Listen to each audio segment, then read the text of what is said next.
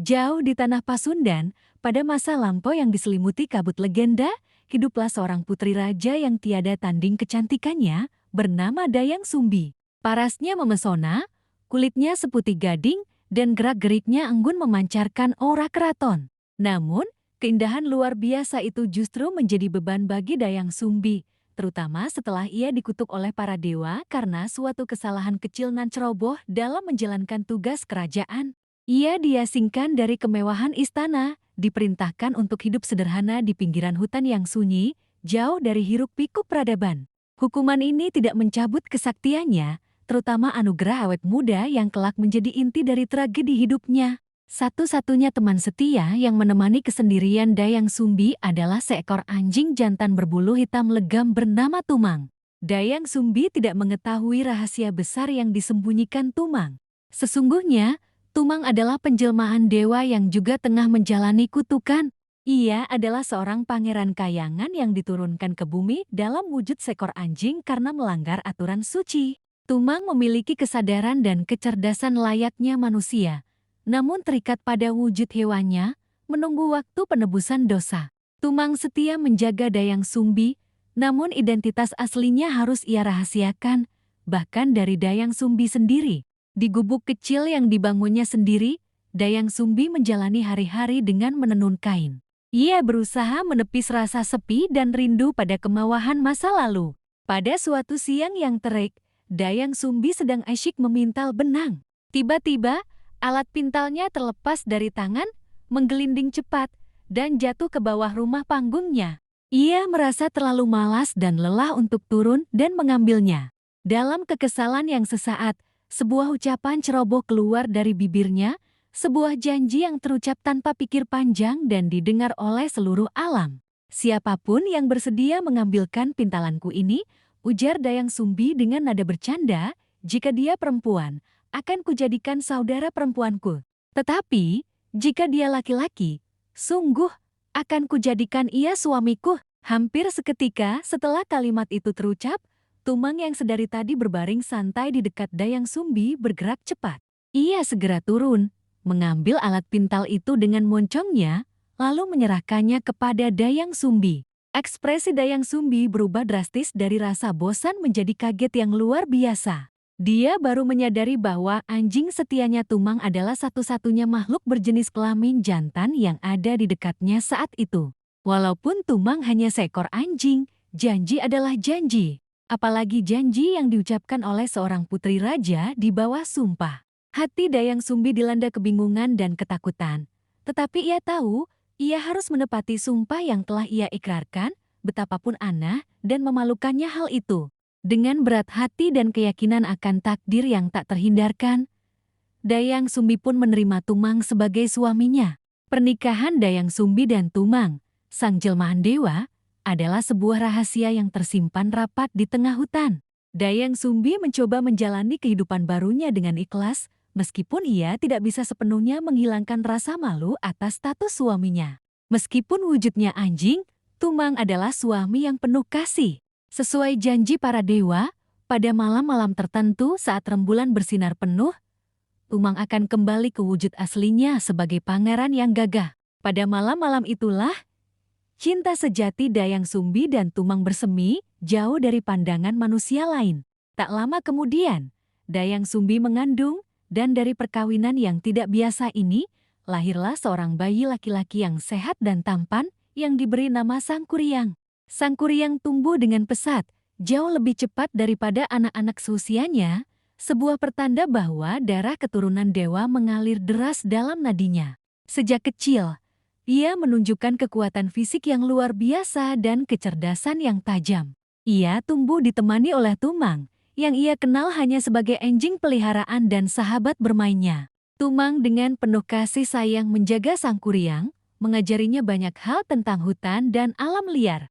Namun, Dayang Sumbi selalu mewanti-wanti Sangkuriang untuk tidak pernah bertanya atau mencoba mencari tahu tentang asal-usul Tumang.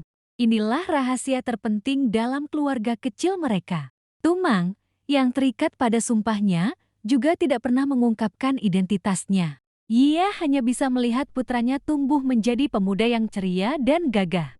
Dayang Sumbi sendiri, dengan anugerah keabadiannya, tidak pernah menua. Ia tampak seperti seorang kakak bagi Sang Kuryang, bukan ibu.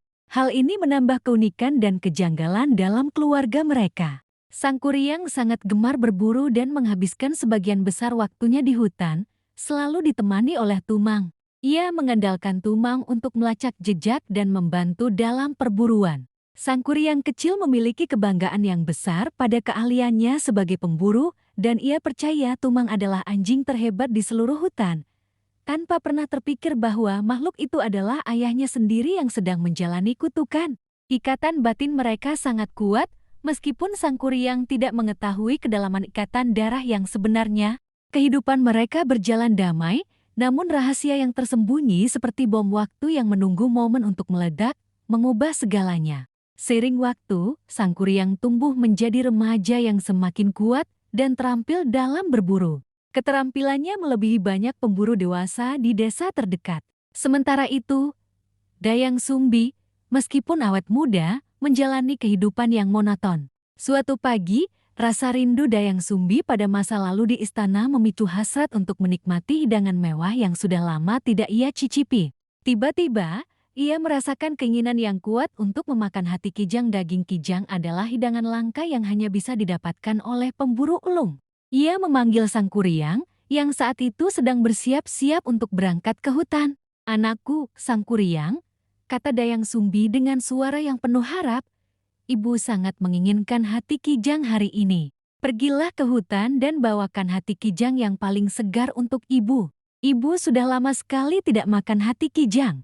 Sang Kuryang yang berbakti langsung menyanggupi permintaan ibunya.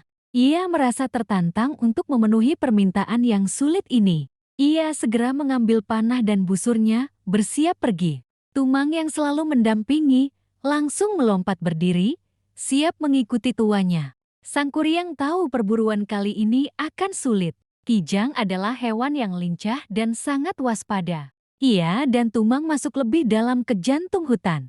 Mereka menjelajahi lembah, mendaki bukit-bukit kecil, dan menyusuri sungai-sungai tersembunyi. Namun, hari berganti menjadi sore, Sang Kuryang tidak menemukan satupun kijang.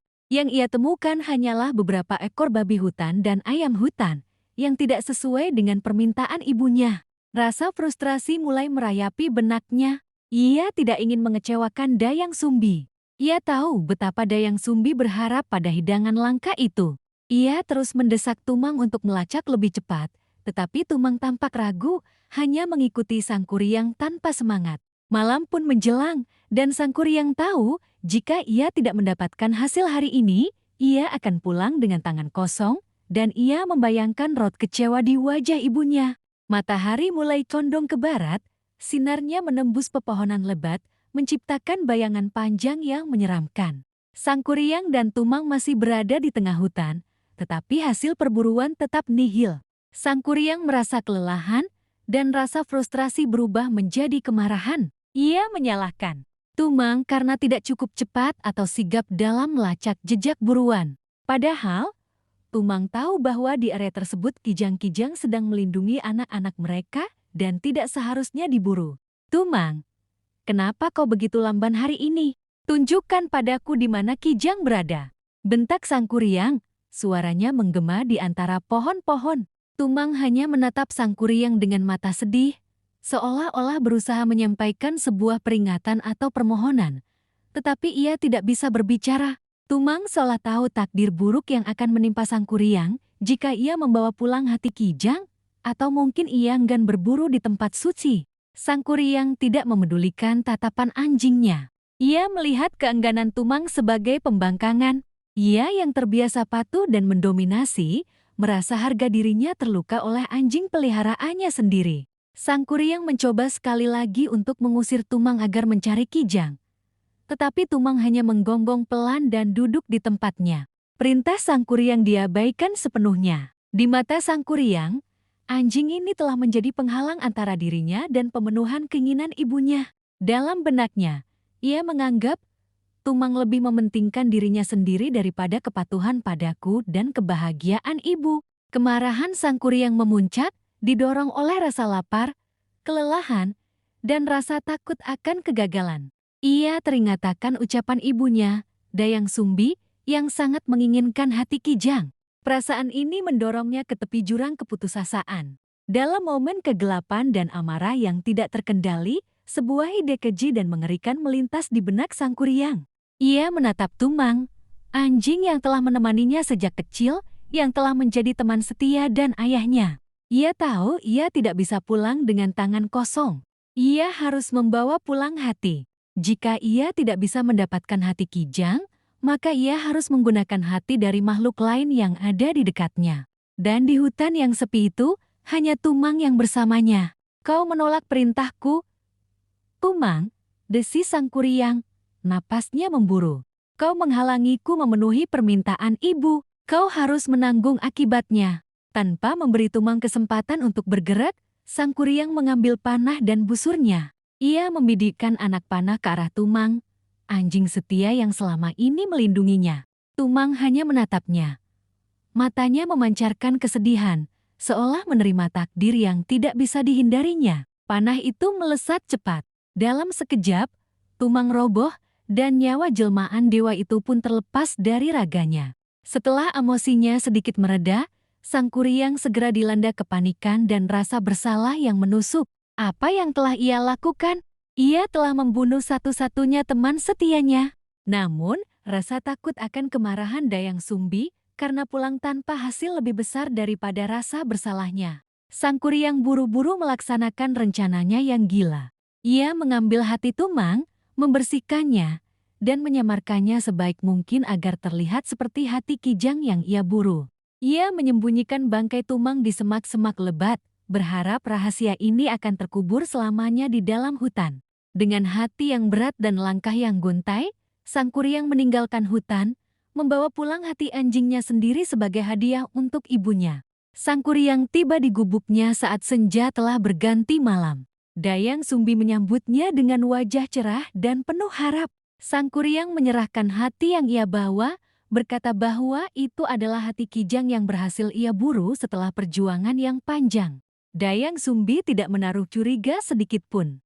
Ia merasa bangga pada putranya yang telah berusaha keras memenuhi keinginannya. Dengan gembira, Dayang Sumbi segera mengolah hati tersebut, membumbuinya dengan rempah-rempah yang ia kumpulkan dari hutan, dan menyajikannya sebagai hidangan utama. Keduanya duduk bersama di meja makan, berbagi hidangan hati yang lezat. Dayang Sumbi memuji Sang Kuryang atas hasil buruannya, tanpa tahu ia sedang memakan hati suaminya sendiri. Sang Kuryang berusaha terlihat biasa saja, tetapi setiap gigitan yang diambil ibunya terasa seperti duri di tenggorokannya. Rasa bersalah terus menggerogoti hatinya. Setelah selesai makan, Dayang Sumbi menyadari satu hal. Tumang tidak terlihat. Sang Kuryang, di mana Tumang? Biasanya dia sudah duduk di dekat perapian menunggumu pulang. Tanya Dayang Sumbi. Sang Kuryang berusaha mengelak, mengatakan bahwa Tumang mungkin masih berkeliaran di hutan atau sedang tidur di luar. Tetapi Dayang Sumbi terus mendesak dan mencari-cari anjing kesayangannya. Ketika pencarian itu tidak membuahkan hasil, Dayang Sumbi menatap tajam ke arah Sang Kuryang. Tidak tahan lagi menyimpan rahasia mengerikan itu, Sang Kuryang akhirnya menyerah. Dengan suara pelan dan gemetar, Sang Kuryang mengakui kejahatan fatalnya, menceritakan bagaimana ia membunuh Tumang dan menghidangkan hatinya sebagai pengganti hati Kijang. Pengakuan itu menyentak Dayang Sumbi hingga ke dasar jiwanya. Pengakuan Sang Kuryang menghancurkan hati Dayang Sumbi. Dayang Sumbi seketika menyadari bahwa ia baru saja memakan hati dari suaminya, ayah kandung Sang Kuryang sekaligus anjing yang selama ini setia menemaninya. Teriakan Dayang Sumbi memecah kesunyian malam di hutan. Rasa marah, jijik, kaget, dan duka yang mendalam menyatu menjadi kemurkaan yang tak terkira. Dayang Sumbi merasa dikhianati oleh anaknya sendiri. Bagaimana mungkin Sang Kuryang tega melakukan perbuatan sekeji itu terhadap Tumang, yang notabene adalah ayah kandungnya? Meskipun Sang Kuryang tidak tahu, Dayang Sumbi tidak bisa menerima alasan itu. Dayang Sumbi segera meraih cantong nasi yang berada di dekatnya. Dalam keadaan kalut dan gelap mata, ia memukulkannya sekuat tenaga ke kepala Sang Kuryang. "Anak durhaka, kau telah membunuh ayahmu sendiri!" teriaknya histeris. Pukulan itu menghasilkan luka terbuka yang cukup dalam di kepala Sang Kuryang.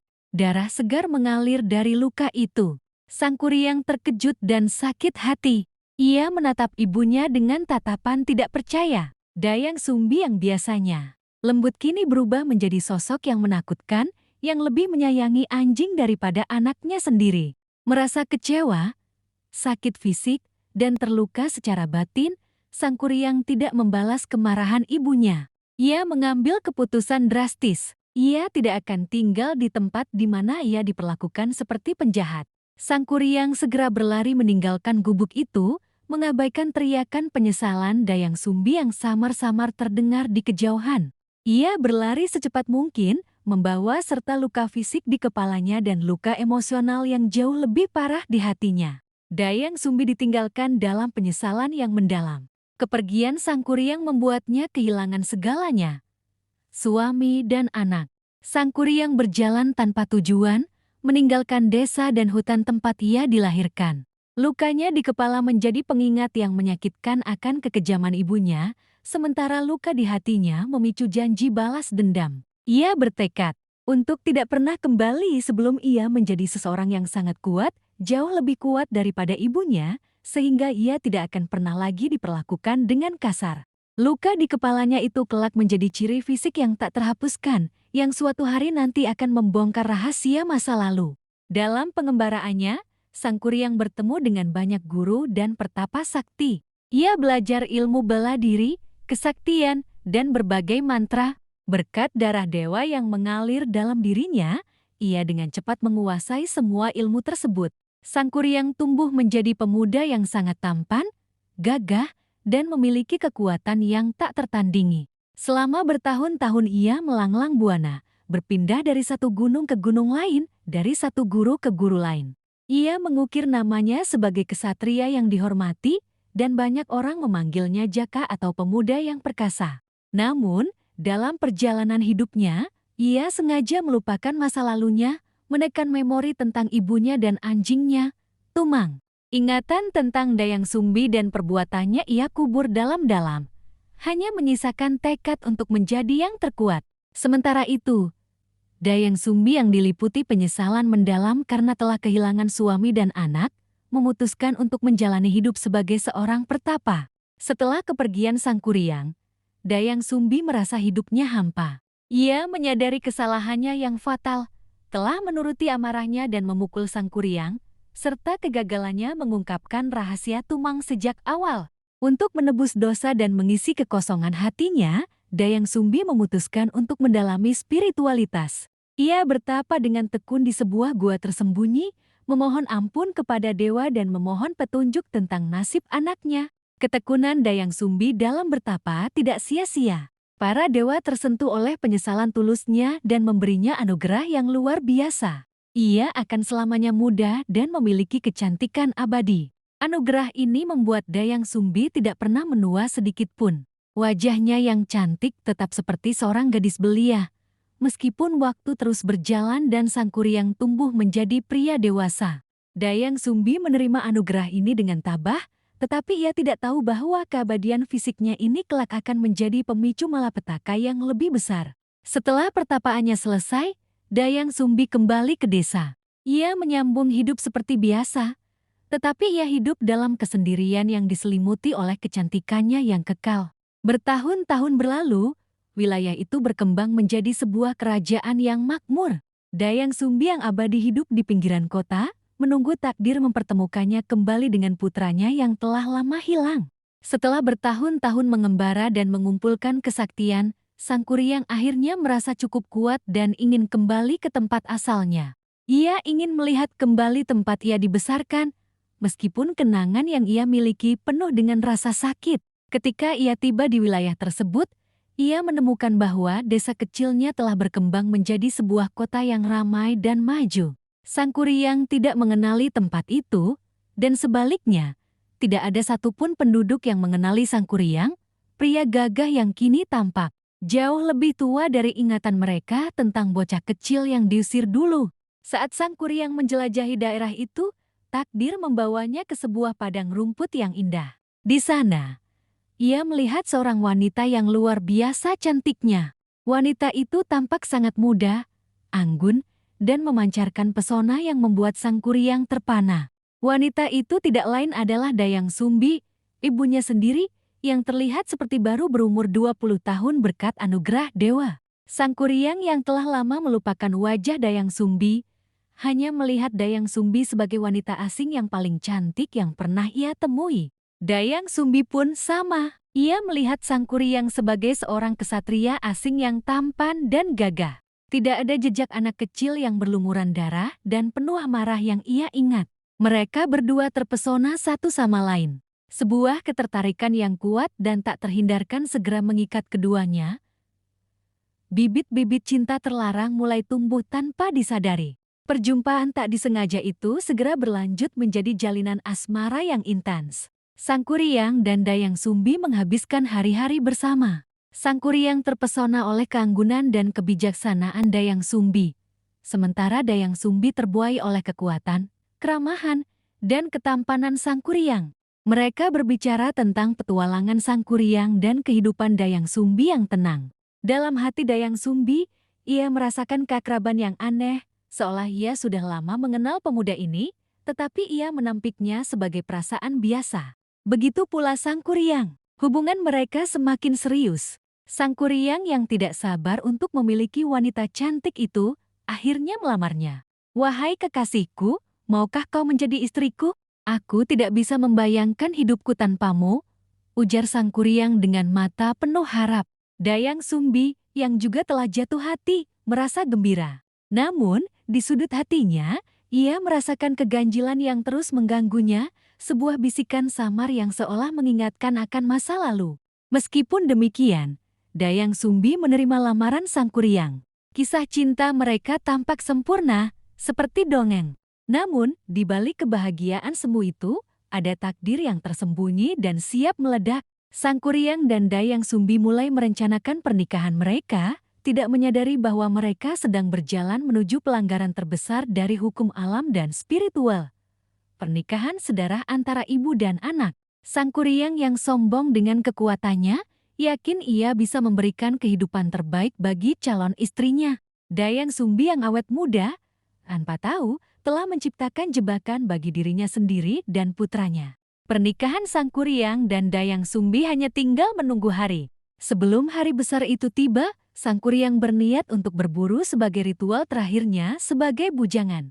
Ia meminta Dayang Sumbi untuk merapikan ikat kepala yang selalu ia kenakan. Ikat kepala itu terbuat dari kain tenun halus yang menutupi dahinya. Dayang Sumbi dengan telaten membantu Sang Kuryang. Saat ia membuka simpul ikatan itu, ikat kepala terlepas. Tiba-tiba, mata Dayang Sumbi terbelalak. Ia melihatnya. Sebuah bekas luka yang dalam dan tidak rata di pelipis kepala Sang Kuryang. Luka itu persis seperti luka yang ia timbulkan bertahun-tahun lalu dengan cantong nasi.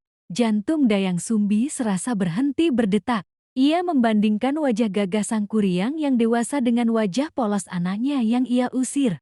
Kemudian, ia menghubungkan perasaan aneh yang ia rasakan sejak perjumpaan pertama mereka. Diiringi kilas balik menyakitkan tentang anjingnya Tumang dan pukulan cantong nasi, Dayang Sumbi sadar akan kebenaran yang mengerikan.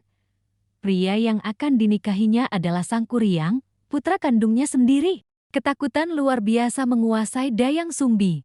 Ia harus menghentikan pernikahan terkutuk ini, apapun caranya. Ia tidak mungkin menikahi anaknya sendiri.